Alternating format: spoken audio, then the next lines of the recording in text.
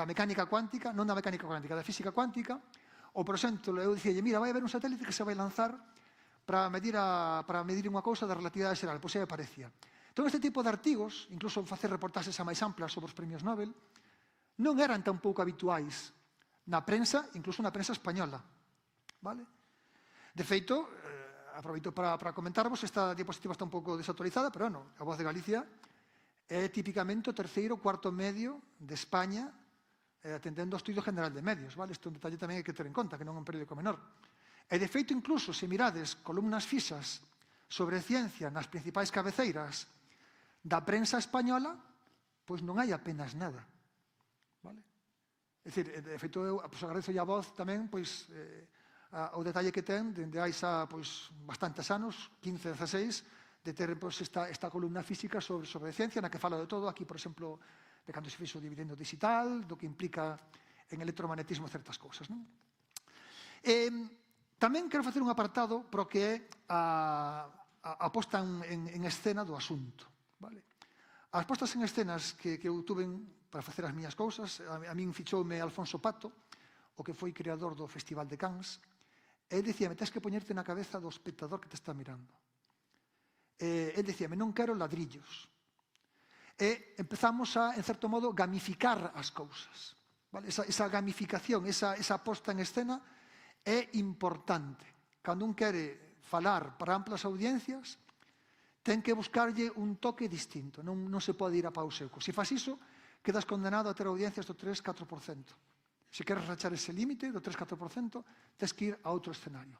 Por certo, contextualizando de antes falábamos da Unión Europea, que estaba máis desenvolvida en algúns lugares, pero, fixadevos, o primeiro premio, así a nivel xeral, que se convocou na Unión Europea foi o premio Physics on Stage, que partiu dos principais organismos da ciencia relacionados coa física, o CERN, a Agencia Espacial Europea, e aí convocaron un gran premio en Europa que se desenvolviu a través dos diferentes países. En España puxoslle o nombre Física en Acción, e na primeira edición do premio, na categoría de audiovisual, pois eu gañei o primeiro premio, outra vez.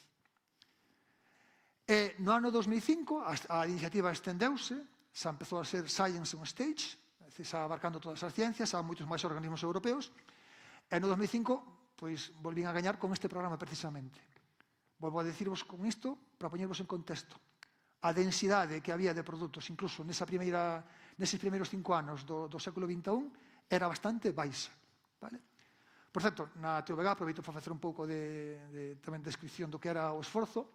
Na TVG, un dos programas que fixen era este, Ciencia Nosa, que durou 3 anos, e aí usamos un plató virtual que estaba ali simplemente para todo o tempo, e aí fixeronse desenvolvementos moi interesantes. Quero agradecer ao equipo que fixo todo iso posible.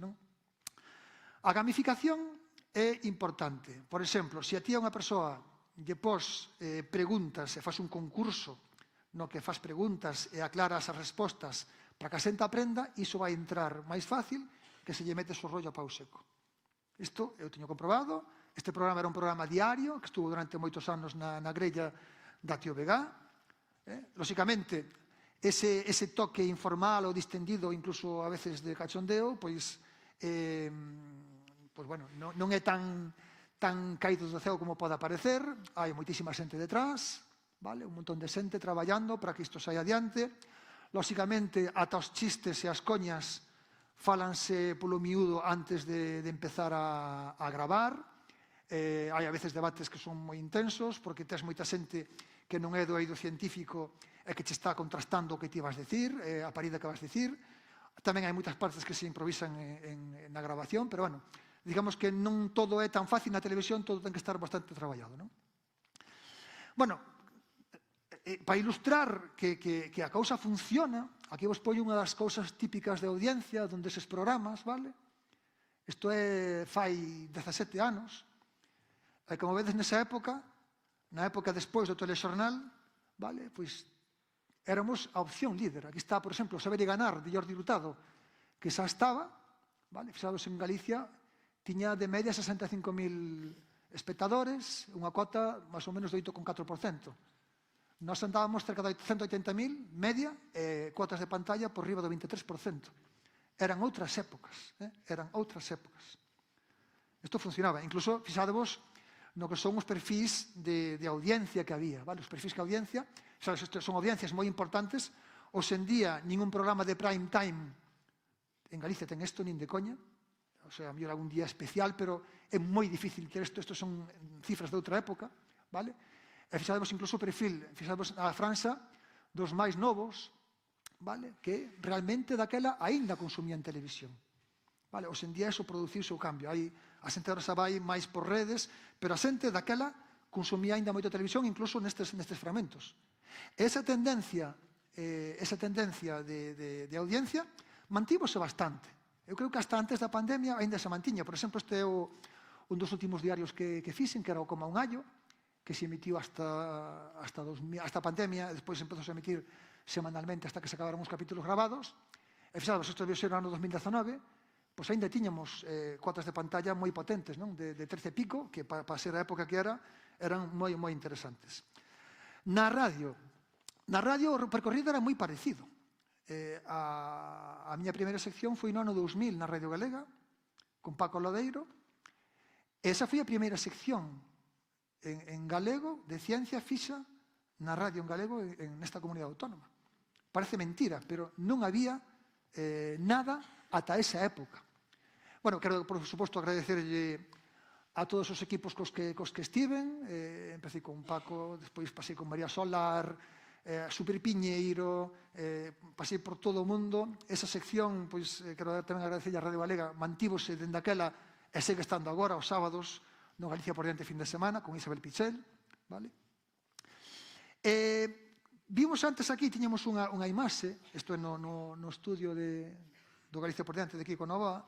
Aquí temos a Sir David Attenborough, que é un dos grandes da BBC, un dos grandes da historia da divulgación científica. Está a piques de cumprir 100 anos. Bueno, está aquí porque foi Premio Fonseca do programa Conciencia no ano 2010. Isto de poñerlle tamén caras ás persoas, a grandes referentes, axuda moitísimo. Ti cando falas con alguén que tivo relación co cinema, fai pouco aquí estivo Kip Thorne, o Premio Nobel de Física, que foi un dos pais desa famosa película chamada Interestelar, e contaba como fora o proceso de elaboración do guión. Entón, ele dicía o traballo que levou iso, falando con Spielberg, despois con Christopher Nolan, como foi evolucionando a idea, e como eles dicían que sí, a idea está ben, pero ten que haber unha historia humana detrás para que a película funcione. Temos que poñer caras. Isto de poñerlle caras foi moi patente, por exemplo, cando trouxen a Stephen Hawking, vale? Esta foi unha entrevista que se metiu na Tío Vegá, foi tamén histórica, era a primeira entrevista que creo que concedía en España. Por exemplo, Heinrich Rohrer foi o primeiro visitante do programa Conciencia de Premios Nobel, pois isto foi o Bos Días, o Bos Días da Tío Vegá. Lóxicamente, estes inicios do programa Conciencia de visitas de Premios Nobel á Universidade de Santiago foron algo que o petou bastante, vale? Ti cando pos unha persoa no centro, a xente enfoca nesa persoa certas cousas e fai que a mensaxe cunta moito máis. Por exemplo, neste caso de Eiichi Negishi, vale? Tamén, lóxicamente, hai que buscar unha proxección que vai alén das túas fronteiras, para que o que se faga aquí salpique fora. E isto implica que tes que facer amigo dos xornalistas, tes que crear unha especie como de grupo que siga estas actividades. As roldas de prensa deste programa de Premios Nobel son moi intensas. De feito, algún dos Nobeles tenme comentado que fora das rodas de prensa das posteriores a levar o Nobel, din que as rodas de prensa que hai en Santiago son as máis intensas que eles recordan. Isto é algo que é bastante digno de eloxio. E, de feito, isto, por exemplo, levou a que a propia Fundación Nobel fixese un dos actos do programa Conciencia, fixémolo a medias. Eles teñen unha acción moi parecida do programa Conciencia, chamase Nobel Prize Inspiration Initiative. Isto foi no CIMOS. Este é o director da área de comunicación da Fundación Nobel, de Nobel Media, Adam Smith. Esta señora é Premio Nobel de Medicina, Maybrit Moser. Bueno, lóxicamente isto fai que este tipo de imaxe, este tipo de iniciativas percorran o mundo. Seguimos falando desta xente destacada e empezo a cambiar para outro tema que quería sacar moi brevemente, que é como evolucionou a percepción pública de certas cousas e como nos estamos desviando. Este señor, Premio Nobel de Medicina, foi un dos participantes do programa Conciencia no 2014. El foi o que descubriu que o cancro de colo de útero é un cancro que ven de fora, é dicir, que ven polo virus do papiloma. Cando un señor penetra a unha señora, ese señor no seu pene ten un virus do papiloma, esa señora pode adquirir ese virus e se non se cuida, pode acabar en cáncer de colo de útero. E poñemos aquí este señor, porque nunha das rodas de prensa que deu, el decía, eu quero falar moito dos antivacinas. Grazas a este señor, puserase en marcha a famosa vacina do papiloma, que as menores de 30 anos todas tedes seguramente. El, daquela, estaba empezando a sentir o alento desa xente que está en contra das vacinas. Eu dicía, pero vamos a ver, en España, por favor, pero como vai haber antivacinas en España? Casi nada. Poderá haber algún pirao, pero nada máis. Pois, bueno, a primeira na frente, non? Fixadevos como cambiou a taxa de rechazo da vacina contra o papiloma en un período de 2015 a 2018. Vale? E isto é un cambio que se está acelerando. Vale? Ao longo destes 30 anos, ao estar, digamos, nunha posición pública na que te ven, pois cheganche mensaxes de pirados. Eu teño unha carpeta enorme que fui coleccionando e foi unha mágoa non ter rescatado todas as que me chegaron, porque vedes como é o animalario humano. Pero a taxa de pirados que se fan visibles é cada vez maior. Eu diría que cada vez maior dende a pandemia. De feito, cousas como esta. Sentes que che din que a terra plana. Ou este, Piers Corbyn, que é o irmán, por certo, de Jeremy Corbyn, o que fora líder do Partido Laborista, un famoso meteorólogo. Pois o tipo dicindo que a pandemia era unha simulación, o tipo negando que existe o cambio climático. Este tipo de cousas, cando eu empecé, isto era inexistente, eran chalaos que estaban aillados, pero que pasa, as redes fan que esta xente se poida articular dunha maneira máis eficiente e esas mensaxes chegan. De feito, un anécdota que sempre conto é que, bueno, isto podemos saltar, é que a min nunca me amenazaran de morte hasta despois da pandemia. Eu tiña a miña actividade, facía cosas, hai xente que non lle caes ben, xente que lle caes moi ben, pero este punto de que directamente che digan estas cousas, e outras peores, de amenazarte de morte, pois a mí non me ocorreu ata despois da pandemia. Eu estuve no comité da COVID, do Goberno de Galicia, para facer o cálculo de como analizaba a pandemia, de como iba a pandemia. Isto viñerame despois dun programa, creo que era en 4, sobre o cambio climático. Pois chegoume este mensaxe, ademais chegoume por ResearchGate. Por iso teño aquí, que é un portal de científicos, que é un poquinho citado. Lóxicamente, polo tema horario, tamén teño bastante actividade nese tema. Bueno, pois este é un exemplo, pero podría poñer tropecentas mil cousas destas e moito peores. Bueno, non poño as peores porque estamos en directo e non quero tampouco ameazar a ninguén, asustar a ninguén. E por último, tamén para contar como cambiaron as cousas, unha pequena observación que non a teño moi clara, nesta actividade que é a Nerd Night, que por certo este xoves pasado mañá arranca a 13ª tempada, é unha acción que tivo bastante bo predicamento nos primeiros anos. Este é o Casino de Santiago, que non se cabía, non se podía nin andar, fora tamén había xente esperando. Entón, este tipo de actos entre 4 paredes, eu percibo que ata a pandemia estaban reventando. Pero despois da pandemia hai como unha especie de pequeno cambio, e agora o que triunfa son as cousas como estas, en aberto. Esta é unha observación que fago, non sei se podemos poñer o vídeo, se podemos dar o vídeo para que funcione. No. Bueno.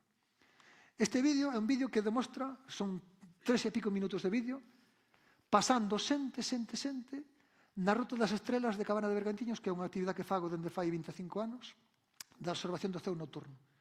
Son da orden de 600 persoas. Isto, na vida, vin unha cousa igual. Entón, aí o deixo tamén, como outro cambio máis, de que ver como despois da pandemia tamén cambiou a apetencia da xente por actividades fora, por experiencias, en vez de estar cerrada entre 4 paredes. E, bueno, nada máis, isto é todo o que quería contarvos. Espero non ter pasado moito de tempo para ir deixando algunhas claves para despois falar. Moitas gracias.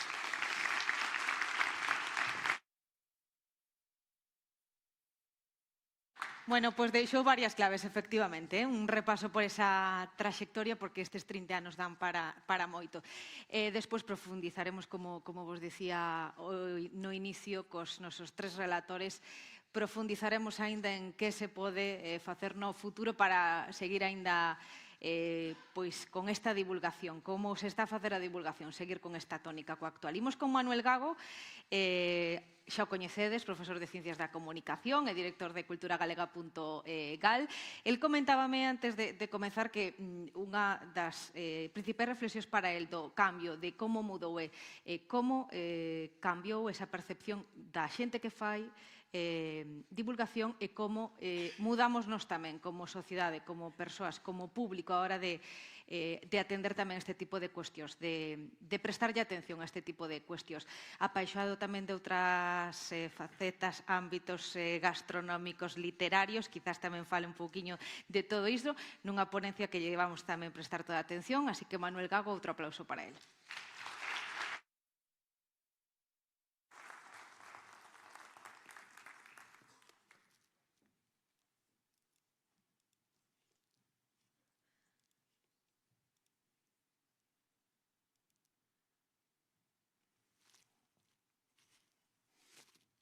Bueno, moi ben. Moi bo día. En primeiro lugar, pois agradecer o convite. Sempre é moi interesante falar de metadivulgación, é dicir, de divulgación sobre divulgación. Agradecer á Universidade de Santiago e á Voz de Galicia pois a organización deste foro que contarán comigo. Eu vou intentar aterme tamén bastante o que é o tempo arredor de un pouco desta faceta profesional a que me digo que é a divulgación cultural e especificamente vou falar dun ámbito moi concreto que é a divulgación histórica, que é un ámbito que nos últimos anos cobrou moitísima relevancia, que ten moitísimo público e que isto é por moitos motivos. Entón, simplemente vou dar algúns apuntamentos para que despois, no debate, podamos o mellor profundizar algunhas cousas. De alguna forma, as persoas temos articulada na experiencia a partir destas tres mitiquísimas preguntas, de onde vimos, quen somos e onde vimos. E de alguna forma, eu creo que moito da divulgación científica, non só nas humanidades, senón tamén nas ciencias, digamos, naturais e físicas, se articulan a base destas preguntas. Queremos saber cara onde vamos a ir, queremos saber como o mundo que nos rodea, e de alguna forma queremos saber quen nos precedeu e como influíu nos. E realmente, estas preguntas están profundamente conectadas entre sí. É dicir, o futuro, o pasado e o presente non hai unhas fronteiras moi claras. Cando moitas veces falamos do pasado, estamos falando do presente de maneira metafórica ou simbólica, e cando falamos do presente a veces nos remitimos ao pasado, pero o futuro tamén está sempre presente. Entón, a min non vexo particularmente moitas grandes barreiras entre a divulgación de humanidades e a divulgación das ciencias naturais, das ciencias físicas, porque de alguna forma todas están estrictamente conectadas e a mí me gusta ademais que sexa así. E me gustaría saber máis, por exemplo, de ciencias naturais ou de matemáticas ou de bioloxía para entender máis o mundo que me dedico, que é sobre todo do que imos falar aquí, que é a primeira parte deste epígrafe, de onde vimos, é dicir, de onde vimos. Curiosamente, estas preguntas que parecen como tan ancestrais, tan profundas e tan elementais, son realmente un invento bastante moderno, é dicir, polo que sabemos. É dicir, a primeira formulación un pouco xa como moi estricta, moi directa destas tres preguntas, quen somos, de onde vimos e a onde imos, aínda de 1869, dun filósofo materialista alemán, Ludwig Büchner, que é moi interesante, porque realmente estas preguntas, cando sucederon, foi cando o mundo, de alguna forma, escachou, se rompeu. Porque ata ese momento, digamos, a xente non se facía estas preguntas. Todo o mundo tiña moi claro de onde viña, que era e cara onde iba. Por qué? Porque había unha gran narrativa do mundo, que, por exemplo, no caso europeo, era, digamos, a religión cristiá, tanto no ámbito católico como no ámbito do norte de Europa, que te organizaba o mundo. Ti sabías de onde viñas, ti sabías quen eras e que representabas, e sabías perfectamente onde ibas ir. É dicir, e o mesmo sucede de alguna forma noutras partes do globo nos que tamén, digamos, grandes sistemas simbólicos te organizaban as religións e de alguna forma e o Estado, non? O Estado. Claro, todo isto que nos cacha no século XIX é o que nos deixa sós. Os que nos deixa sós con estas preguntas. Nos deixa, de repente estamos sós. Non hai ninguén máis. Temos que buscalas por nós mesmos. E de alguna forma as seguimos buscando. E as seguiremos buscando no futuro, durante todo este tempo. Pero a demanda de ter unha resposta, a articula moito de ter unha resposta clara, de ter unha resposta definitiva. A cada unha desas preguntas articula moito. Tamén poño aquí unha cousa para que vexades esa relación entre ciencias dos que falaba antes. Si a primeira formulación filosófica como moi expresa desas tres preguntas foi en 1869, moi pouco despois, que realmente por onde se popularizou, se fixo popular, esas preguntas saltaron a outro ámbito, que é a pintura de Gauguin.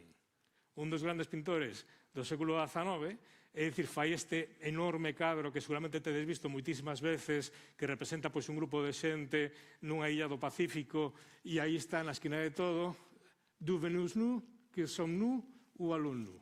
É dicir, de onde que somos, de onde vimos, que somos e de onde imos. E aí, cando estas preguntas, de alguma forma, a arte recolle o espírito do seu tempo, o transforma, moitas veces a arte ve moito máis alá que outra xente e nos devolve esas preguntas, e esas preguntas se fan tremendamente populares cando entran nun formato que vai máis alá do formato científico específico, que era o libro. Entón, de alguma forma, vamos a falar desto, de como as ideas trasladan a outro lugar e se colocan a outro lugar. Como dicimos, no momento no que nos fixemos estas preguntas, os grandes relatos se romperon. Pero seguimos buscando eses grandes relatos. Outro día lle deron o Premio Príncipe de Asturias a un filósofo, que é Byung-Chul Han, que defende que necesitamos estar outra vez nun gran relato. Que é unha cousa terrible. É dicir, porque estar nun gran relato significa estar nun relato controlado por un grupo pequeno de persoas no que te organiza o mundo. Pois lle deron o Príncipe de Asturias a un filósofo que defendía iso.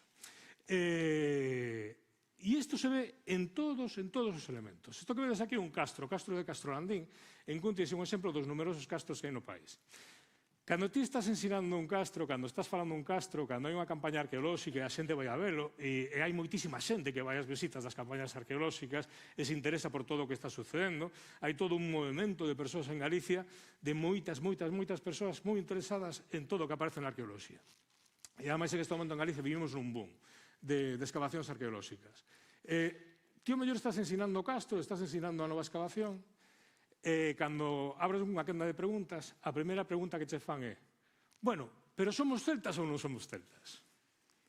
Non é unha pregunta calquera, porque detrás desa gran pregunta está o gran relato. Organizar cal é o noso pasado, de onde vimos, que cando nos están preguntando se somos celtas ou non somos celtas, nos están preguntando se somos dunha cultura conectada, moi prestixiosa no mundo, con grandes figuras heroicas que ven dun lugar. Eso que nos están preguntando. Porque, hoxe en día, os científicos non teñen nada claro que é ser un celta. Hai moitas dúbidas con respecto a eso. Pero no relato do século XIX, cando Galicia se construiu modernamente, buscou ese relato dos celtas, ese relato funcionou moi ben, sigue estando na nosa cabeza e seguimos organizalo. Pero, claro, o problema é que se che preguntan esa pregunta, bueno, primeiro que lle dice, depende. Sinto, non che podo dicir un sí ou un non. Non che podo deixar tranquilo con esa parte da tua identidade. Con saber que ti pertences a unha cultura que se estendeu por moitísimos sitios, que ten unhas fotos e ilustracións moi chulas, non che podo deixar tranquilo con eso, porque a ciencia non é eso. Pero a ciencia pode ser moito máis interesante que eso. As narracións do pasado, esas narracións míticas do pasado, estruturan a nosa personalidade, a nosa identidade colectiva, pero tamén a nosa identidade persoal.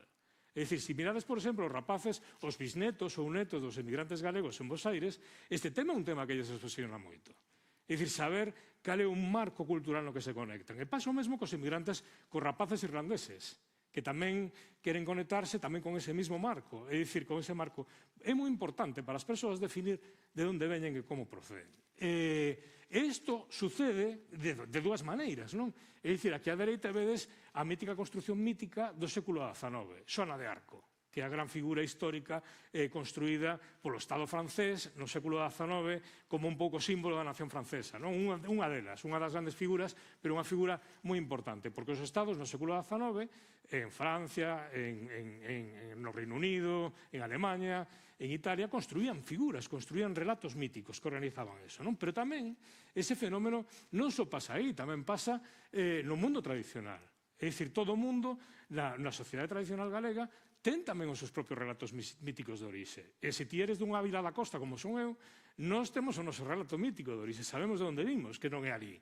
É dicir, sabemos do lugar do que procedemos. E pasa o mesmo en Corcubión, pasa o mesmo en Bueu, pasa o mesmo en Cangas, pasa o mesmo en moitos sitios. Eses relatos da orixe existen. Se vas a moitas aldeas do interior, pasa o mesmo. Saben que antes aí había unha cousa, sabes? É dicir, eses relatos nos construen e nos estructuran. Eso non é malo, pero ven dai. E nos, en ciencia, temos que lidiar con eso. Porque o problema que na ciencia, é dicir, é diferente. Este é un exemplo, non? Cando nós temos unha paisaxe en Galicia, esa paisaxe que queda moi bonita nunha foto, esa paisaxe está sempre anotada. É dicir, como se houbera unha capa invisible que fose marcando a cada lugar e fose marcando a cada lugar cunha memoria. E moitas destas memorias son míticas. Aquí viven os mouros, aquí era a casa dun señor que morreu na Guerra de Cuba, aquí había un embarcadoiro polo que se pasaba o río cando o río estaba abaixo, que non había un encoro, estaba moito máis abaixo. Aquí está a igrexa na que me bauticei, na que me casei. Neste lugar escondido hai unha capeliña en ruínas que din que xa a Santa Compaña daqui. É dicir, todo o territorio no que estamos anotado está marcado. E ese era o coñecemento ancestral e mítico. Entón, eu lidio con dúas bardas. Por un lado, con este coñecemento mítico e, por outro lado, co coñecemento científico. Porque que pasa? Hai un efecto matemático.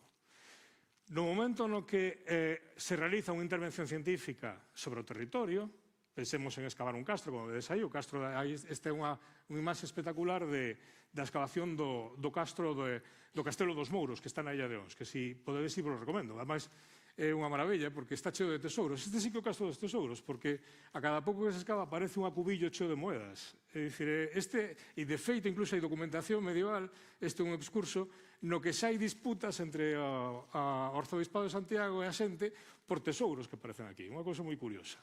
Bueno, o caso é que no momento no que se empeza a excavar un castro, unha mámoa, calquer tipo de un castelo, de repente, en canto empezan a excavar, hai alguén que marcha dali.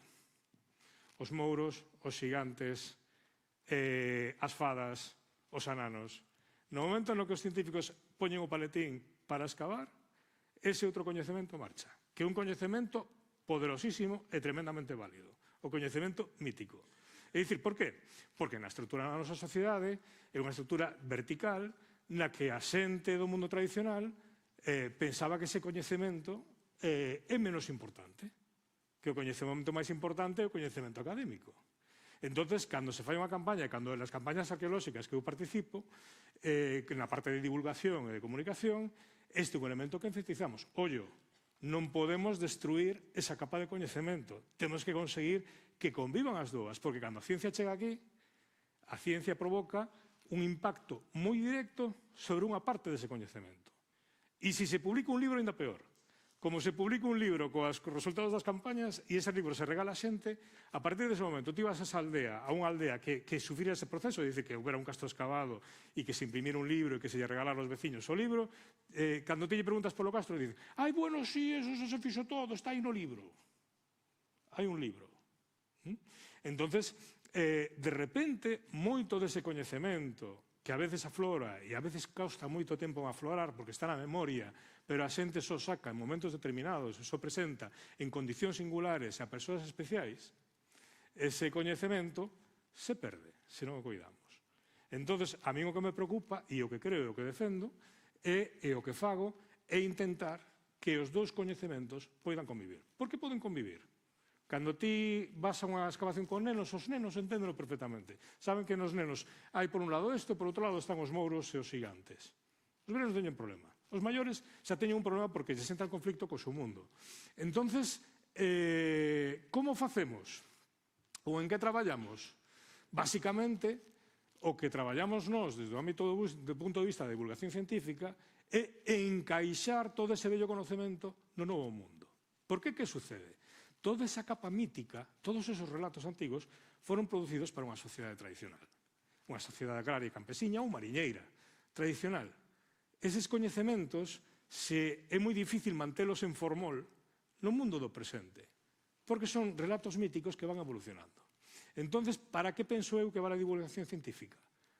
Para recobrar eses relatos, para crear novos relatos e para construir unha nova identidade para unha sociedade galega moderna.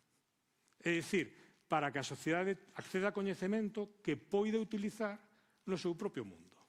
E moitas veces é fascinante como cando faz unha excavación arqueolóxica e van aparecendo datos, a xente vaise quedando cunhas cousas ou vaise quedando con outras e te das conta de que as historias que les prefiren dentro do que os científicos excavan ou do que aparece, as historias que les prefiren teñen que ver con explicar o seu propio mundo ou atopar unha justificación para o seu propio mundo.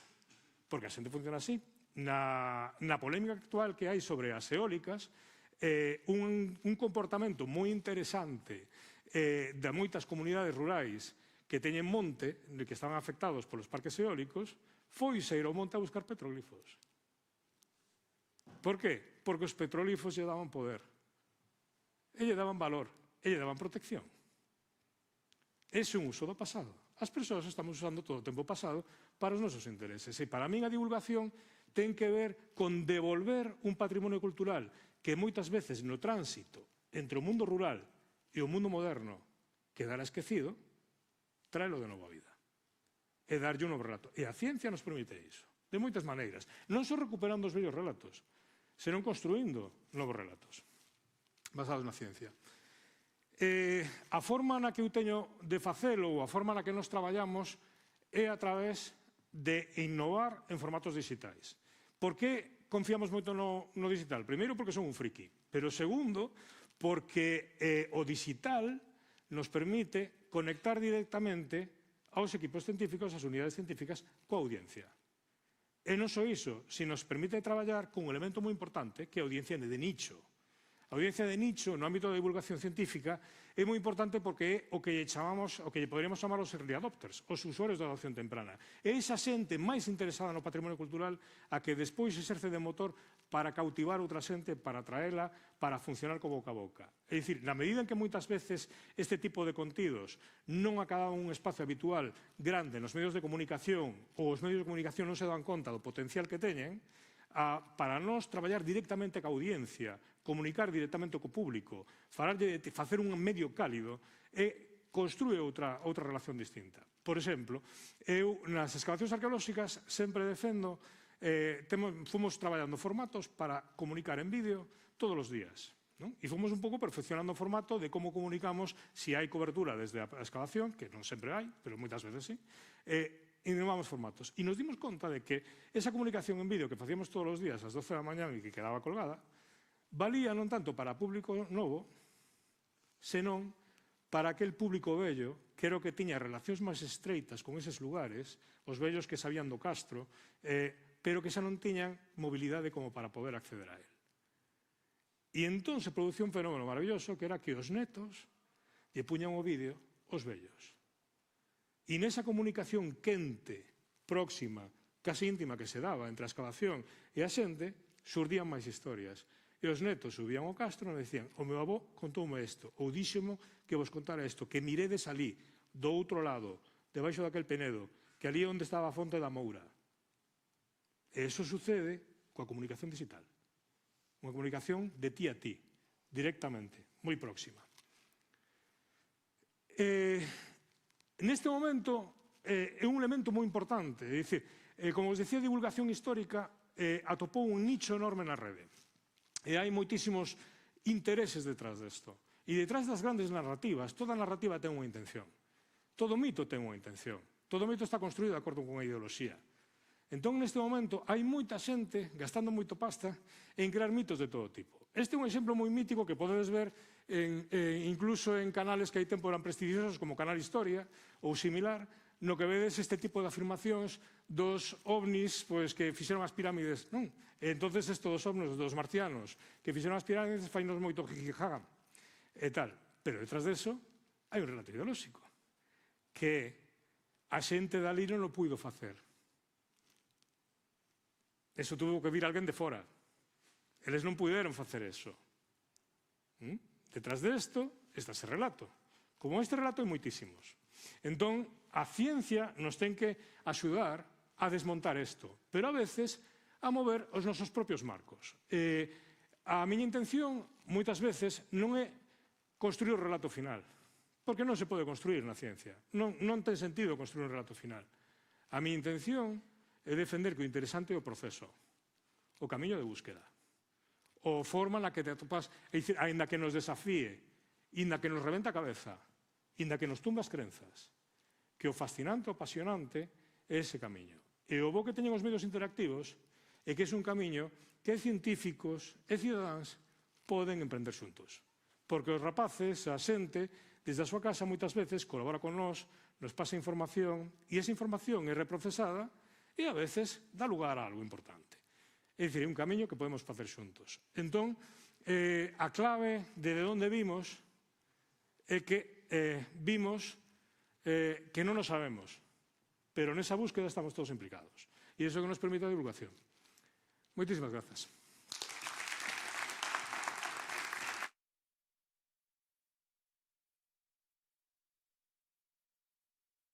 No, pois imos continuar o noso camiño deste foro de divulgación e cultura científica coa última das relatoras e antes de comezar xa cun coloquio con Manuel, con Jorge, turno agora da nosa terceira e última relatora, Elena Vázquez Abal, matemática, divulgadora, profesora, investigadora. Eu pedíalle estes días que botara a vista atrás e dicíame Elena que cando ela comezou nada desto existía. Incluso me dicía que era un pouco patiño feo, non?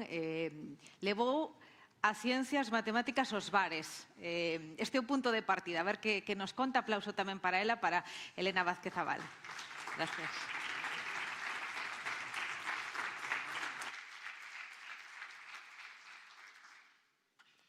Permitidme, pero eu dependo moito dos aparatejos. Antes de nada, bo día a todas e a todos.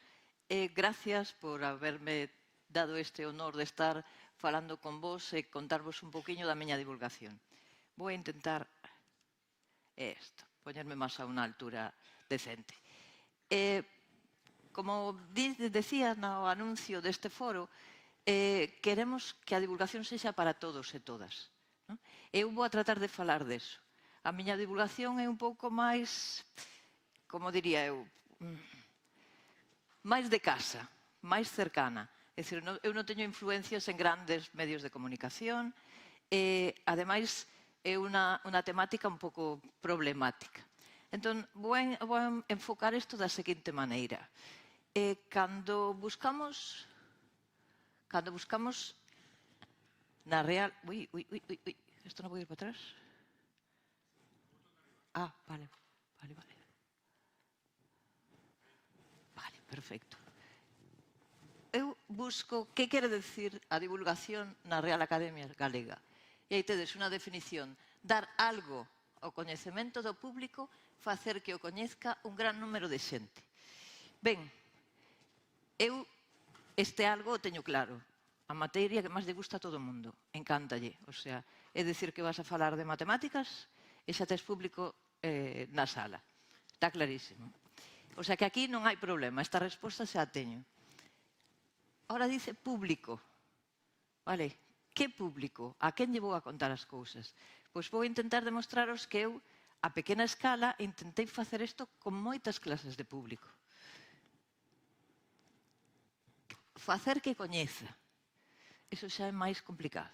O sea, hai que ver como poder actuar para que estas cousas podan chegar un pouquiño. E me dicen lugares. Pois hai montones de lugares onde se pode divulgar. E iso vou demostrar aquí.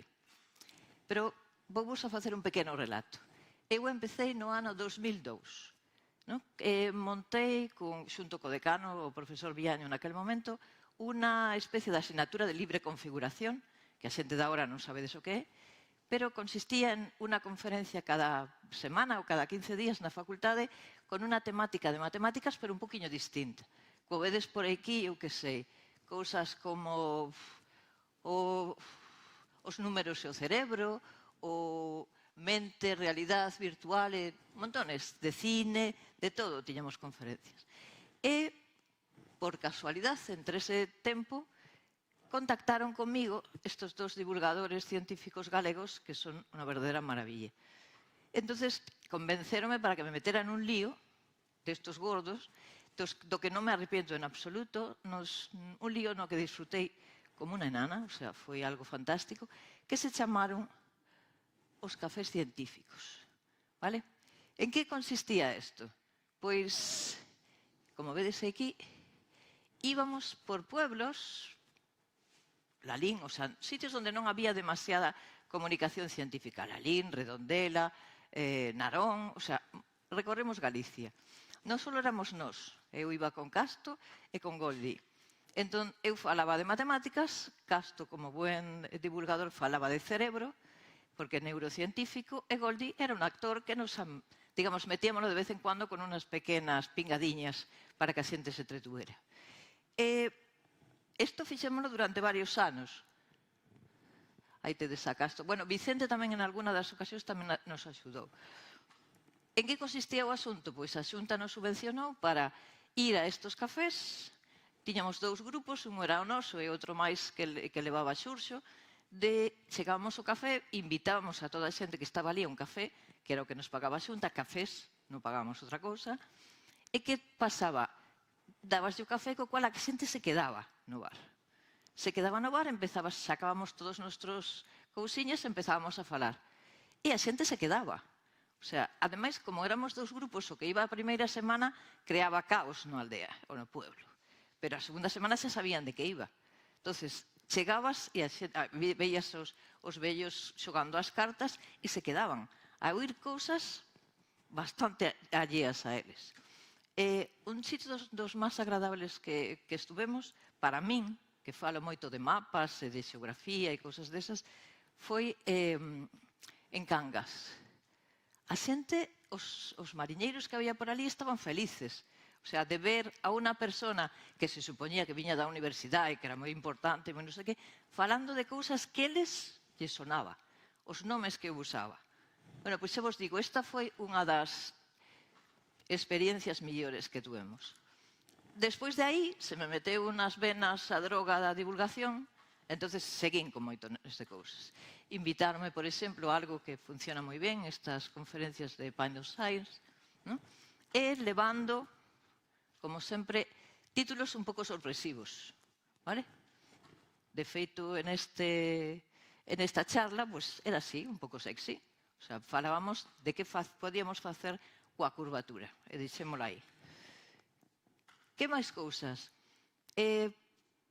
Fomos a pequenos centros sociais en puebleciños. Por exemplo, este de aquí. Dixemos, a Universidade do Rural, en Ponteceso. Dimos unha conferencia, pues, como vedes aquí, sobre biología, sobre matemáticas e sobre cerebro tamén. Increíble, porque o público era todo xente xubilada, xente que traballaba no campo. Esta cercanía para poderte preguntar, a mí me resultou moi agradable, sobre todo as mulleres. Había mulleres que decían, ai, se eu hubiera podido, hubiera estudiado matemáticas. E as pedías que calcularan cousas da súa época, como traspasar as pesas, as medidas de cando eles eran pequenos, eran fantásticas en el cálculo. Máis cousas. Algo que Xurxo Mariño me dixo unha vez e ten toda a razón. Cando faz unha charla así, como un auditorio como este, tens que forzar a xente que vaya. Entonces, el decía, o que hai que facer é levar a ciencia a xente. Por eso fixemos os cafés. Pero, bueno, eu tamén teño dado charlas en sitios un pouco máis formales. Vale? Aquí tedes unha serie de conferencias que hai nesta biblioteca, que é unha verdadera maravilla. O utilizar eventos sociais para presentar o teu traballo. Por exemplo, cultural está moi ben, porque hai de todo. Hai de todo. É moi interesante intercalar as matemáticas coa vida real, coa cultura, coa historia, como estábamos comentando aquí. Falar de matemáticas non é o que venda máis. O sea, tens que vendelo moi ben vendido, para que a xente non se escape. E tens que facer algo que dice Sáenz de Cabezón, que non sei se conocedes, que é un divulgador de matemáticas, dice que, bueno, que ese miedín que este tan, cando estás contando matemáticas, tens que aguantalo un poquinho. Bueno, pois aquí tedes, no Culturgal, conferencias para público grande, deste estilo, ¿no? Con diversos temas. Temos en outros sitios.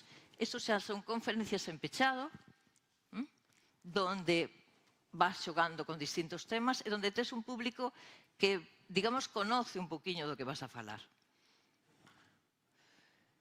Por exemplo, este pareceme unha experiencia moi interesante, ¿no? Que había divulgadores de todo tipo e de todas as cosas e de matemáticas. E aquí falábamos de números, ¿no? E facíamos maxia cos números. Era algo que atrae moitísimo, que xa deberíamos de entender, pero nunca viras unha cosa igual. Ben, acabo de decir que hai que ir ao público, o sea, é a miña idea. E unha maneira de ir ao público é ir á rúa. Entón, outra actividade que facemos, pois puntos científicos. Xunto coa divulgación, con esta asociación, vamos ás festas dos barrios ou a unha ciudad. Por exemplo, unha vez estuvemos en Sanxenxo, nunha plaza dando unha conferencia, unha charla, evidentemente. E a xente se acerca. O sea, é algo increíble. No momento en que falas co seu linguaxe, se acerca, pregunta.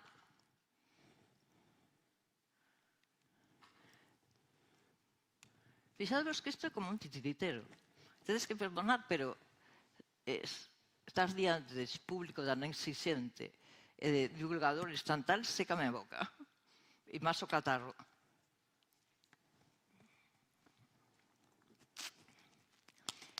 É dicir, vas a donde está a xente e contaslle cousas que lle poden sorprender. E algo que estaba comentando Manuel, resulta moi efectivo contar algo con unha historia. É dicir, enrollar a xente con unha historia, con algo que conozcan, ¿no? E empezar a tirar como un conto, ¿no? Que teña unha base, que teña algo que te chame a atención. E iso é o que facíamos polas calles. En esta, por exemplo, de aquí, que está moi simpática, estábamos nunha praciña en Sanxenxo e de pronto había unha parada de taxis e os taxistas estaban apoyados así encima do taxi mirando o que estábamos a facer. ¿No? E simplemente estábamos falando do sistema solar, de cuestiones, xa vos digo, de matemáticas, pero nun lenguaxe moi determinado. Para min é moi importante, cando divulgas, non utilizar demasiados tecnicismos, sobre todo o tipo de xente co que estamos tratando. Porque no momento en que empezas a decir palabras, a xente se plega, ou no momento en que pos unha fórmula, sobre todo en matemáticas, a xente tira para atrás. As matemáticas teñen que surxir, que te aguanten esa fórmula, pero despois de que conectaches coa xente. Mais cousas. Chego ao internet. Entonces, aí hai, claro, un campo grandísimo para poder actuar e que sí pode chegar a moitísimas máis xentes. Entonces, nese campo, eu, máis que nada, utilicei este xogo que creamos fai unos anos, donde é un xogo totalmente libre, non tes que descargalo no ordenador, e consiste en combinar un xogo de, non sei, o Hex é un xogo de estrategia, tes que facer unha serie de... Pero esa estrategia estaba ligada a preguntas de matemáticas. E aí tamén metíamos algo que non se suele facer nos colexios, e é contar un pouco da historia das matemáticas, da historia das mulleres que fixeron matemáticas e desmontar algún mito que hai sobre ese tipo de cousas. ¿No? Súper interesante. O sea, a relación das matemáticas coa historia, co griego, con todo tipo de letras que nos estamos utilizando, é algo que é moi rico a hora de facer. Que máis cousas temos? Os vídeos. O sea, como estábamos comentando, os vídeos é algo que chega a moitísima xente. Pero é difícil crear un vídeo en internet que teña unha amplia visualización. Máis cousas. Isto é, quizás, son outras cousas divertidas. Hai xente que está encerrada nunha aula e que se ten que ir a oír unha conferencia está ali e non se pode marchar. O sea, ten que quedar ali porque está o profe al lado e te tienen que aguantar. Bueno, pois en eso tivemos algunas actividades como esta. Fixadevos que eu normalmente son unha maniática dos títulos, vale? E este era Matemáticas cotiás molladas nun chocolate quentiño. Facíamos unhas charlas, uns talleres e dábamos de chocolates con churros, no? A unha montonada de alumnos. Co cual, xa tes unha maneira de que xa lle caigas un pouco mellor e que te traguen con alguna das cousas das mates. A xente sale moi convencida despois de que non era ese terror que todo o mundo pensaba das matemáticas. Aí como, bueno, aquí non se ve, pero tamén participaban actores, no? Con todo isto. E xente que facía maxia, que é algo impresionante coas matemáticas. Casi todos os trucos de cartas son matemáticas. Por exemplo, este foi en un instituto que tamén íbamos un actor, iba Casto, e montábamos un espectáculo, o sea, aquilo era realmente un espectáculo de teatro, porque eu penso que ser divulgador tamén é un pouco actor, non? Ser actor do que estás a facer. Non podes estar ni mirando para o aire, tens que mirar a xente, ver como reacciona, ves as caras, non? Porque é un trato moi cercano, moi cercano. Mais cousas. Isto é moi divertido, porque recordoume agora da historia. Isto foi como un escape room que durou todo o curso. Eu lles fixen unha montonada de preguntas para que os rapaces deste curso trataran de buscar unha muller que había sido importante, que tiña sido importante no século anterior, por algún motivo. Entón, pouco a pouco, tiñan que resolver as cuestións matemáticas e ir buscando as pistas para chegar a esa muller. Pero chegou un momento que a esa muller, polas pistas, os abuelos das casas souperon quen era. Pois esa tenía que ser fulana. E fastidiaronos o chiste. É dicir, os abuelos e os rapaces empezaron a traballar na solución deste problema e algún te chegaba, e por qué? Porque me lo dixo a abuela. Estaba moi, o sea, os digo, todo o curso facendo isto. Atopámonos con un problema.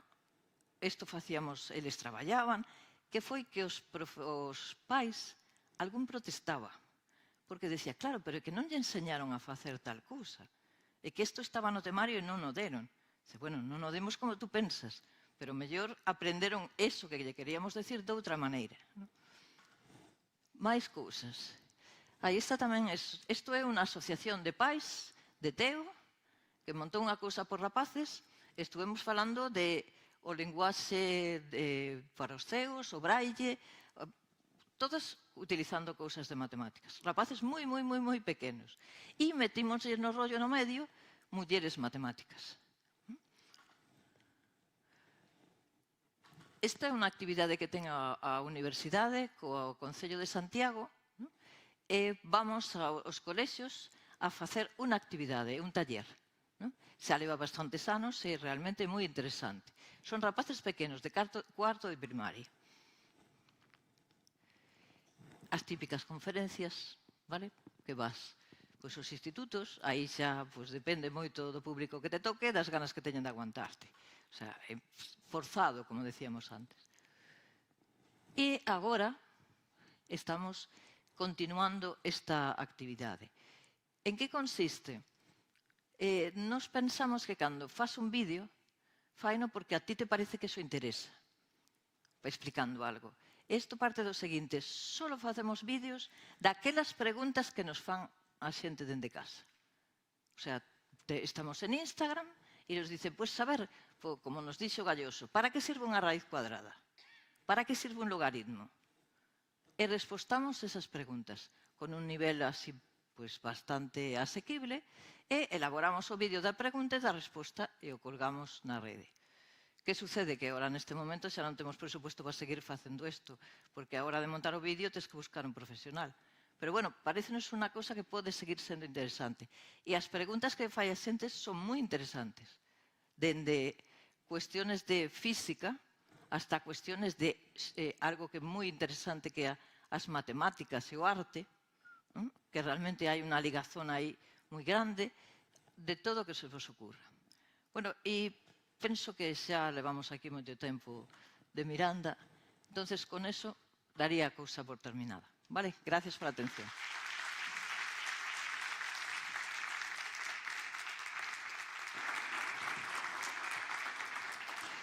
Bueno, pois Elena vai quedar comigo por aquí durante uns minutos. Tamén imos convidar aos outros dos relatores deste primeiro foro de divulgación e cultura científica a que nos acompañen por aquí. Imos colocar aquí un pequeniño set para conversar sobre algunhas das cuestións sobre as que eles nos foron falando nas súas intervencións. Así que voulles pedir, imos colocar por aquí a Elena deste ladiño, sí.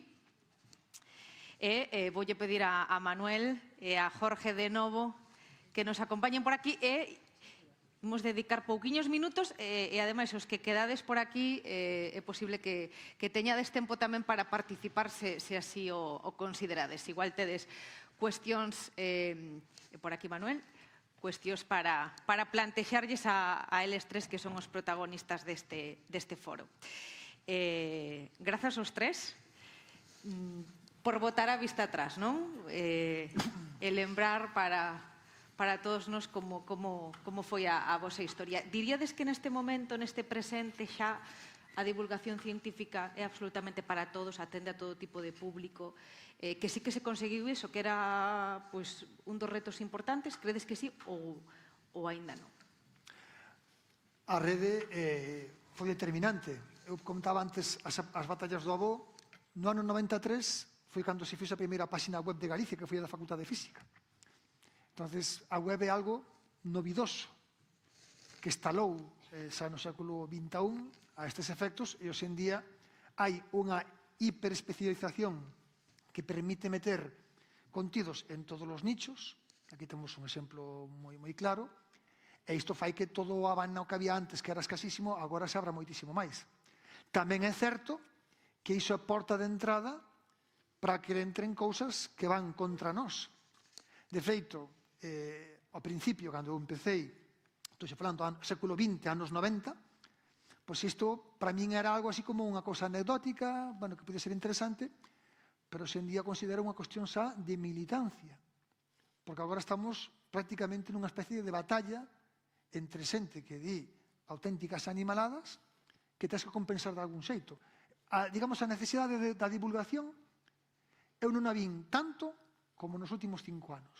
Fai 30 anos eu non o vía tampouco tan imprescindible, hoxe en día sí que o vexo imprescindible.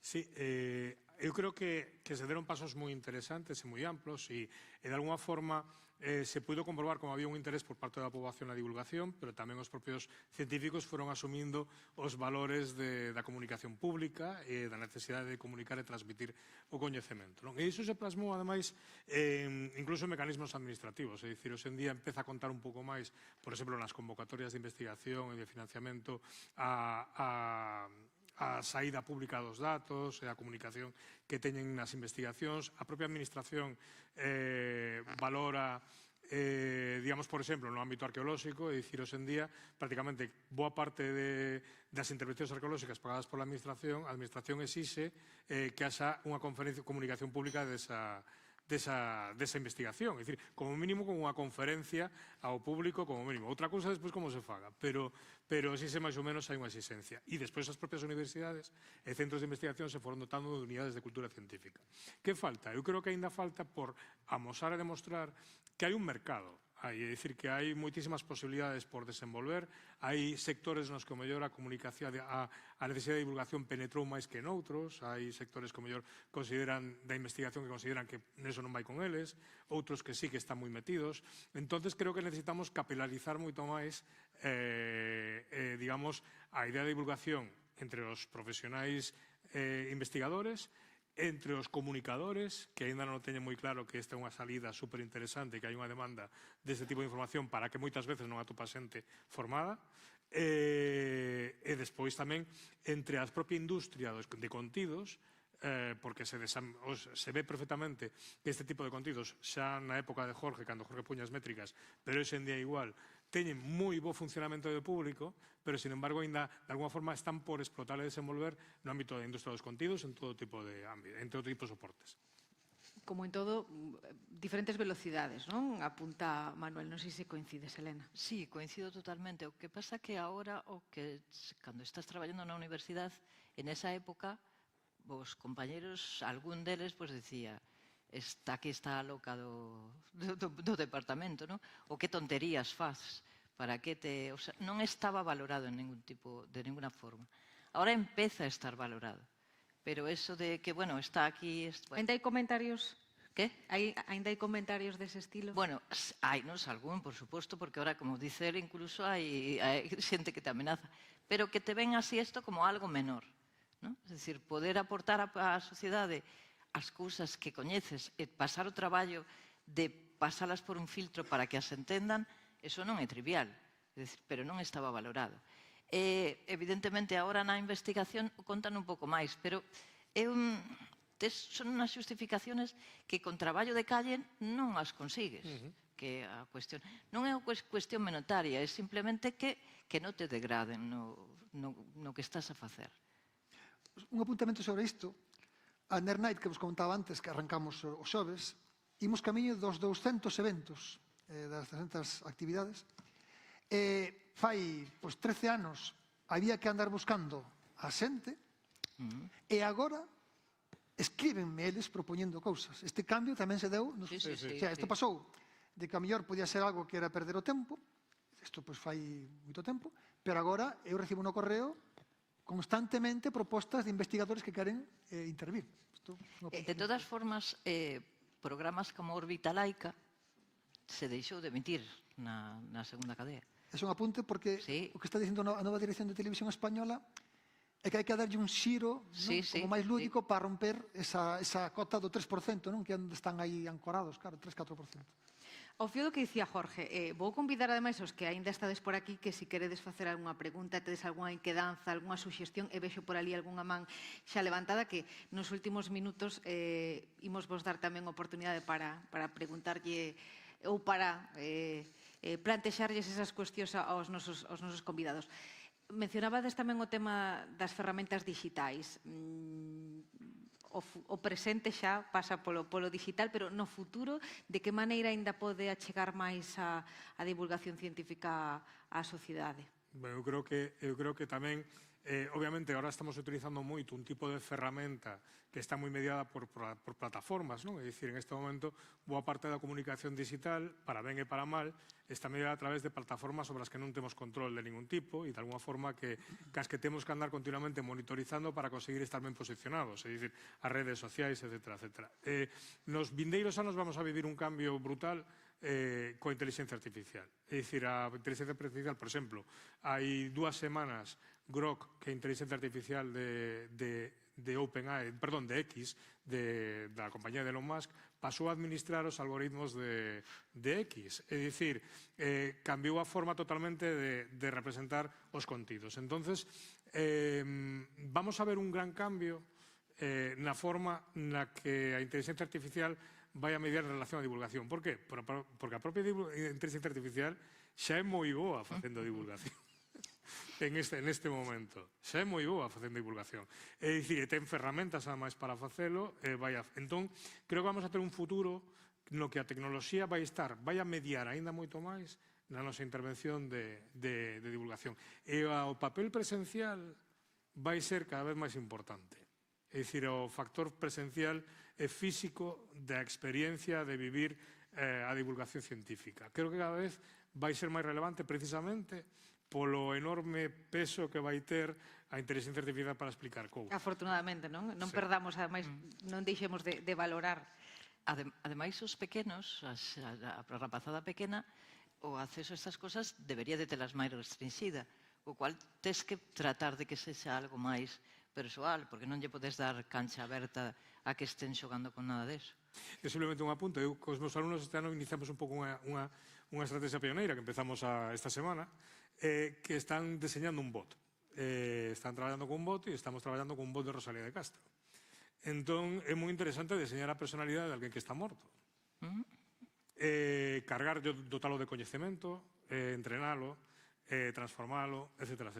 Obviamente, eso vai ser, e pouco a pouco, os bots van collendo personalidade, lle dicimos que se cabree cando se fale de algunha cousa, lle dicimos que se poña moi enfática cando fala de outra, a conectamos cos cos libros orixinais, levámonos a outro lugar. É dicir, é fascinante crear eso. Bueno, pois eso vai ser unha forma que no futuro vai ser un acceso a persoas, digamos, que se estudan totalmente radical e diferente, non? E posiblemente parte do noso traballo de divulgación teña que ver con traballar con este tipo de figuras e de conceptos digitais que tenemos que deseñar, digamos, casi de cerebro a máquina, é dicir, casi sin, digamos, dunha forma tremendamente psicolóxica. E parte do vosso traballo, tamén o mencionaba entre eles Jorge, vai ser no futuro combater pois esa desinformación, non? A través de información real, verídica, veraz. Ti mencionabas o que dicías que a partir da pandemia, non? Foi cando aínda máis esta parte, esta pata da divulgación se fixo aínda moito máis necesaria. Unha parte clarísima do esforzo divulgador desta época vai ter que ser a verificación. O sea, o da verificación é algo que é imperativo hoxe en día. Hai cosas, porque ves cosas absurdas, pero que se coan en escenarios que a priori non serían sospeitosos. Vou poñer un exemplo co tema horario, non? Un dos máis famosos bulos que eu combato é o tema de que a hora española é hitleriana, porque Franco, aparentemente, no ano 1940, puso a hora de España no UTC máis un, UTC sería a raya de Greenwich, UTC máis un, a hora máis, por simpatía con Hitler. Isto é un bulo que se insertou no ano 2008, que fixe unha plataforma abolicionista de certas normas horarias que temos aquí en España. Eu sei que non fixo, porque mandou PowerPoints a varios medios de comunicación, olvidouse de borrar nos metadatos o seu nombre. Eu afiei despois ao presidente desa organización este asunto, el reconociu-no, tal. Pero o caso aquí é tan absurdo, porque non hai máis que mirar como estaba Alemanha en 1940 e como estaba España en 1940. En 1940, España tivera 12 cambios de fuso entre republicanos e nacionais, quedouse no UTC máis 0. En marzo de 1940, España estaba en UTC máis 0, é dicir, no de Greenwich. Portugal, Reino Unido, Irlanda e a Francia non ocupada estaban en UTC máis 1, é dicir, Irlanda, Reino Unido e Portugal e España estaban ao revés do que están agora, para entendernos, vale? Ahora non estamos unha hora por riba deles, era ao revés. E Alemanha tiña UTC máis 2, que para entendernos sería a hora de inverno de Grecia. Entón España, no ano 1940, se un lee o BOE que se publicou ese día, cámbiase para adecuarse cos europeos que estaban alrededor. É dicir, con ese cambio, España púsose na mesma hora que Portugal, que Reino Unido, que Irlanda e con Francia. Pero, aínda despois do cambio, non estaba igual que Alemanha. No diario El País, falamos do primeiro diario español por EGM, vale? O venres da fin de semana antes do cambio de hora que tuvemos agora, unha redactora na edición impresa del País apuntábase a ese bulo. Apuntábase a ese bulo, dicindo outra vez, Franco por simpático, o típico bulo, pero por favor, se é tan fácil como preguntarlle a alguén en Alemanha que hora tiña Alemanha en marzo de 1940, vai dicir tiña UTC máis 2, España tiña UTC máis 0, e ao cambiarse seguiu estando mal. Se eu me digo, poñome a mesma chaqueta que a ti, pois o primeiro que terás que ver é que chaqueta tes ti, e a ver se a miña chaqueta é igual que a que tes ti, porque se ti tes unha chaqueta distinta da miña, evidentemente non me cambiei para poñerme como a ti. Entón, esta verificación, que é tan absurda, tan estúpida, pois é tremendo como está ancorada incluso ao punto de que nun medio de comunicación líder deste país como é El País hai unha redactora que mete iso na edición impresa. Eu non sei xa como que facer. Cando me chama algún xornalista afeolle ese tema, entón cala. Pero é un bulo que xa chiu leva desde o ano 2008. Se un busca, tamén buscou un compañero dunha universidade madrileña, busca, non existe nada diso do 2008 para baixo, que foi cando se insertou nos medios, pero é tremendo. Entonces, xa falaron comigo a agencia de verificación, F verifica xa o desmontou, hai outra agencia máis que tamén, pero é igual. O sea, vivimos nunha inercia, nunha especie de bola de neve, no que isto da verificación é importantísimo. Ter un fact-check ben claro, ben asumido por todos, que se nutra de todas as variantes que poda haber. É dicir, o da verificación para min é, agora mesmo, a prioridade para min na divulgación. O sea, eliminar tonterías do entorno no que estamos, porque iso, ademais, o que fai é cicelar o comportamento social e provocar decisións. Estamos vendo que o mundo está a ter cambios moi importantes precisamente baseados en cousas que non son verdade. Isto é tremendo, non? Isto é tremendo e é un gran perigo para min. E o público, os lectores, os ointes, sexa do medio que sexa, da canle que sexa, que lles recomendaríades aos seguidores de divulgación científica deste tipo de cultura? Enriquecer sempre, dicir, hoxe en día temos a posibilidade de acceder a moitísimos divulgadores diferentes e fontes de información diferentes. É moi importante configurarse un feed rico, con diversidade de voces, e a ser posible con voces que poidan discrepar entre sí, que poidan elevar argumentos entre sí. Eu creo que o gran traballo que temos hoxe en día é recuperar a dúbida. É dicir, a xente ten moitas ganas de ter certezas, as certezas están ben para algunhas cousas, pero é moi importante manter aínda o principio da dúbida, e gozar da dúbida, gozar do beneficio da dúbida. E eso fortalece a nosa democracia. E en este momento creo que hai moita xente que intenta atopar solucións moi simples a problemas moi complexos. Entón, a universidade, a investigación, a divulgación están para iso, para decir, oye, o que ti te parece tan sinxelo, non o é.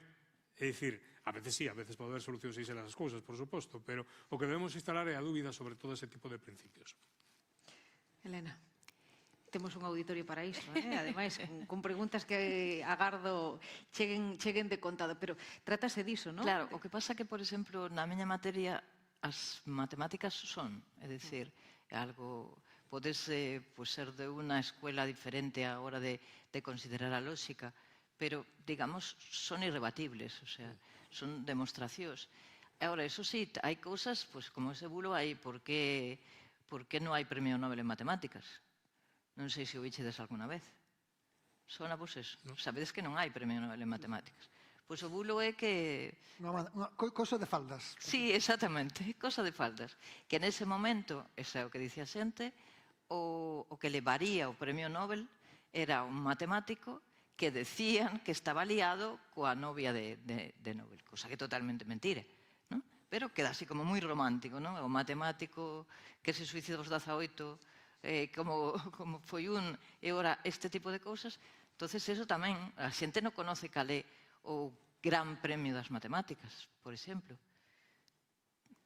Pero mira, que se é irrebatible, cuidado, Tamén é irrebatible que a Terra é redonda. Xa, pero... Pois mira a cantidad de xente que che di que a Terra é Pero plana. é increíble que algo que conocían xente fai miles de anos se dude agora. Que se dude incluso das fotografías que se fai, que agora que podemos velo dende fora. Que non se foi a Lúa. Sí. O sea, son irrebatibles, pero... Por exemplo, un aspecto interesante nisto, e que eu sempre insisto, non? É dicir, é que 100 anos de ciencias sociais deron para algo. Hoxe en día sabemos que o que está detrás dese pensamento. É dicir, sabemos, nós, como digo, os seres humanos nos comunicamos de maneira simbólica moitas veces a través dese tipo de relatos. Cando alguén nega que a Terra é redonda, detrás deso hai todo un perfil sociolóxico, ideolóxico, que nos quere contar cousas. Entón, unha cousa que a xente lle fastida moito que lle expliques por que pensa o que pensa. É dicir, e moitas veces facer ese exercicio é moi importante, saber por que pensamos o que pensamos, por que creemos o que creemos, de onde ven a raíz da nosa crenza, que, como digo, nunca é inocua. Entón, creo que en este momento é necesario que a xente poida entender eso, que se a xente lle contan que a Reconquista foi de tal maneira e que os moros non sei que e todo isto, como se estuviéramos no ano 42, que é algo que está en este momento sucedendo, é dicir, se está metendo moitos cartos por parte de xente, algunha pública ou non, en volver a idea de historia de España que había no ano 40, é dicir, se fan eso, que o que está detrás diso. Entón, desde o punto de vista das humanidades e das ciencias sociais, se dispoñemos de ferramentas moi claras para poder, de alguna forma, comprender o contexto no que se forman eses discursos. A piques de rematar, tiña por ali unha man levantada, non sei se algunha máis, algunha por aquí, vou vos plantexar o último e xa lles deixo ao público que sexan eles os que vos transmitan preguntas, inquedanzas, o que eles desexen, suxestións.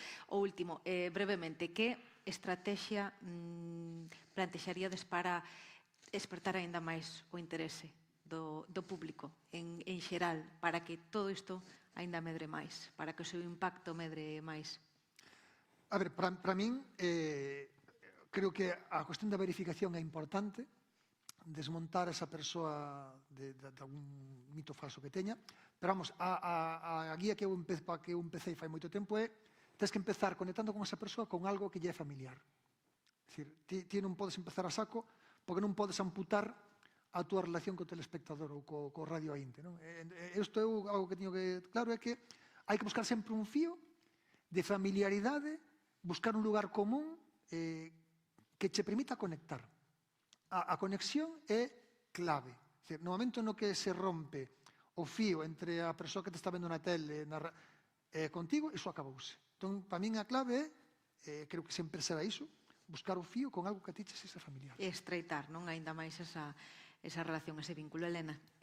O apoio dos medios de comunicación, o feito de que se vea nas televisións e que se lea nos periódicos, cosas de divulgación é moi importante. Despois, para a divulgación máis cercana, un pouco a axuda económica da propios organismos do Estado. Porque, por exemplo, iso que contaba antes, que tuvo un éxito terrible dos cafés científicos, que chegou a ir por toda Europa polas, como se chama, institutos Cervantes, non costa nada, é dicir, que pides e non hai maneira de que consigas nada. Non sendo por convocatorias nacionais que son complicadas, que te están atando demasiado. Entonces, un pouco máis de inversión para a comunicación así directa. Recursos, non? Para todos. Claro. Pasa que hai ese tipo de cosas atomizouse moito, non? Claro. Atomizáronse moitísimo, non? Ese tipo de eventos, houve unha explosión salvaxe dese tipo de actividades e iso tamén foi unha das novidades que houve nos últimos 10 anos, non? De como iso explosionou de unha maneira... A parte, tampouco chegas a tanta xente como para decir que eso é efectivo. É dicir, a xente agora que quere resultados. A quen lle importa que 10 personas dun pueblo de Lugo pois lle gustaras a tal... Bueno, gañas en proximidade, non? Esa presencialidade que comentábamos antes. Suscribindo que din os compañeiros, para min a clave, máis que estender a divulgación científica, é estender a cultura científica. E iso, para min, polo menos no ámbito no que eu traballo máis, que son as ciencias sociais e das humanidades e a cultura, pasa pola participación cidadá. É dicir, nós temos proxectos de investigación nas diferentes ámbitos do coñecemento nos que é moi posible deseñar estrategias para que os cidadáns participen de alguna forma nese coñecemento. E cando un cidadán é parte do equipo, significa que ten contacto cos científicos, ve como traballan e van desenvolvendo les mesmos tamén pensamento crítico arredor do que aportan e achegan e a forma na que os científicos traballan con eso. Entón, implicar a cidadanía non só como receptora, sino de alguna forma como axente constructor de parte do discurso científico, me parece unha forma moi interesante de diseminar ese coñecemento. Xa me das o pé, porque imos facer iso, implicarvos a vos, os que estades aínda aquí con nos neste foro, fomentar esa participación, así que esas mans por aquí vexo unha, por ali atrás outra, voulle pedir ao meu compañeiro que vos achegue o micrófono e rematamos xa con esas cuestións que queredes plantexar. Adiante. Hola.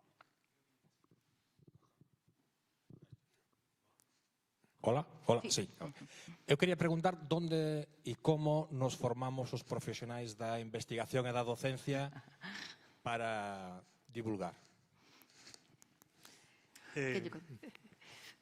A ver, eu creo que un caso, non sei se no resto dos compañeros, no meu caso e de moitas persoas que eu coñezo, a entrada foi azarosa. No meu caso foi un azar, o que si é certo que ten que haber ao mellor un certo perfil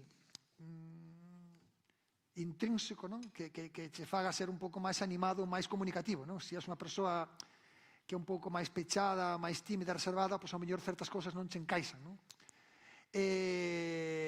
Moita da xente que eu coñezo na miña época empezou de unha maneira espontánea, pero a xente que a mellor tiña unha certa tendencia a ser extrovertido.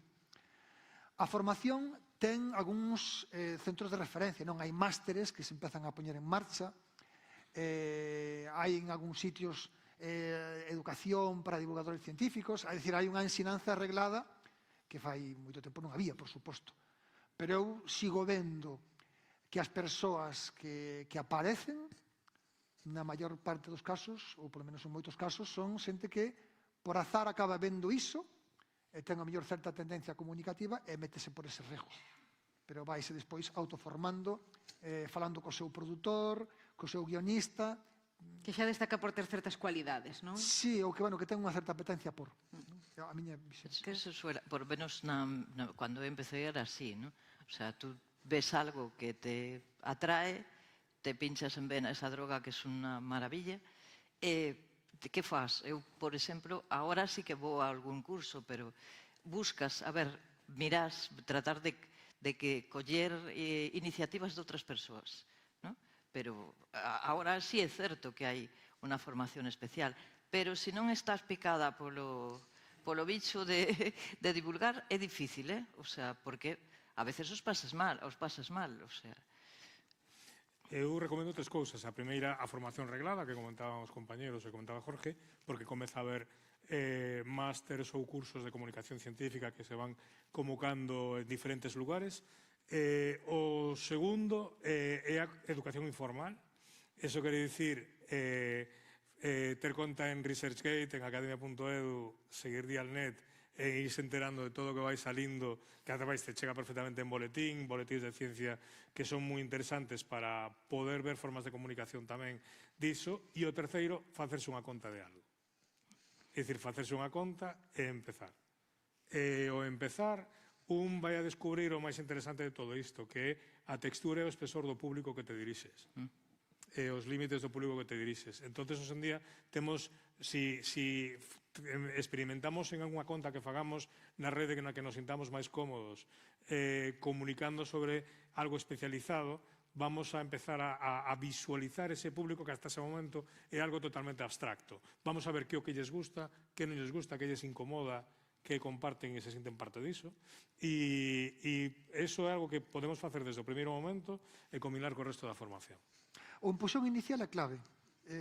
Falábamos antes da Nerd Night, pois 150 persoas, en algúns casos, houve que empuxalas, a moitas delas, a que deran. E despois ves, como despois de dar ese primeiro paso, que é o máis crítico, ao mellor vas vendo dentro dun meses e tal, vas vendo que fan un actiño máis, que fan unha conferencia aquí. É dicir, o empuxón inicial, eu teño visto a moita xente que empuxei, incluso no programa Conciencia, cando tes que ver a puñada alguén que ven ao carón do Nobel, darlle ese empuxón foi determinante para que en algúns casos acabasen creando unha carreira divulgadora. Eso eu sempre teño visto. O a patada inicial.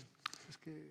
Tiñamos por ali outra man levantada, imos con esa última pregunta, a ver se escoitamos. Agora sí. Mira, a ver, é unha pregunta ou un comentario que casi dá vergonza facelo, non? O sea, porque moitas veces comentamos de que parece mentira que no século XXI teñamos que vexamos que hai xente que é racista ou xente que hai homófoba ou xente que é machista, non? A min hai un tema que comentou un dato Jorge Mira e que por unha cuestión personal me chama moito a atención, que é o tema dos antivacunas, non? O sea, basicamente, porque eu teño, bueno, durante certo tempo colaborei en proxectos de cooperación internacional en países do terceiro mundo, en Ecuador, en Perú, na India, en Mozambique, no? E ali como que non se cuestiona o tema das vacinas, non? Se eu falo ca miña nai, que ten 80 e uns cuantos años, que é unha muller da posguerra, non se lle ocurre cuestionar as vacinas, non? Porque canta xente desa época morreu por enfermedades que ahora mesmo son evitables con un simple pinchazo, ou canta xente de certa idade ten, ahora mesmo, podemos ver as secuelas do que era a polio, non?